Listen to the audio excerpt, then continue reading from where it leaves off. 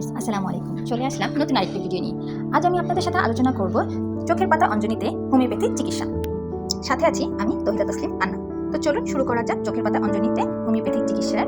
প্রথমেই আমরা জেনে নিব অঞ্জনি বা স্টাই কি।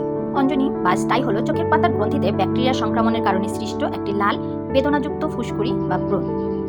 সাধারণত চোখের পাতার লোমকূপের গোড়ার ময়লা ও তৈলাক্ত রস জমে সেই লোমকূপগুলো বন্ধ হয়ে স্টাই বা অঞ্জনি তৈরি হয়।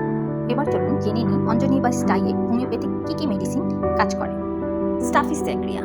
স্টাফিসেগ্রিয়ার অঞ্জনি সাধারণত চোখের উপরের পাতায় বেশি হয়। কোনো কোনো অঞ্জনি হয় এবং সাথে ব্যথা এবং পেকে গিয়ে চোখের পাতায় ক্ষত সৃষ্টি হয় অথবা অর্বুদের মতো শক্ত হয়। পালসিটিলা। পালসিটিলার অঞ্জনি সাধারণত চোখের নিচের পাতায় বেশি হয়। আলো সহ্য করতে পারে না, চোখে ঝাপসা দেখে, হলুদ রঙের কষ নির্গত হয়, চোখের পাতা ফুলে যায়, রোগী গরম কাতর, পানির পিপাসা থাকে না, আবার গাল গলা শুকিয়ে যায়, রোগী নরম ভদ্র কোমলমতি, গরম ঘরে বৃদ্ধি পায়, ঠান্ডা বাতাসে ভালো লাগে। হিপারসালফ। হিপারসালফের অঞ্জনি বা স্টাই খুব ব্যথাযুক্ত থাকে, স্পর্শ সহ্য করতে পারে না, পুজ হওয়ার প্রবণতা থাকে, ঠান্ডায় সমস্যা বাড়ে, গরমে আরাম পায়, রোগী প্রচণ্ড বদরাগী। সাইলেশিয়া।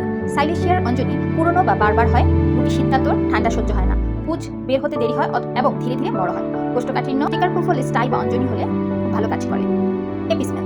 এপিসমেলের রোগীর অঞ্জনিতে জ্বালা যন্ত্রণা থাকবে, চোখের ভিতরে মনে হবে হুল ফুটছে, চোখের পাতা ফুলে যাবে এবং প্রস্রাবে সমস্যা দেখা দেয়, ঠান্ডা প্রয়োগে রোগী আরাম বোধ করে। এছাড়া অঞ্জনিতে যেসব মেডিসিন আছে তা হলো bryonia, phosphorus, phosphoric acid, rhus tox, colchicum, ferrum met, graphites.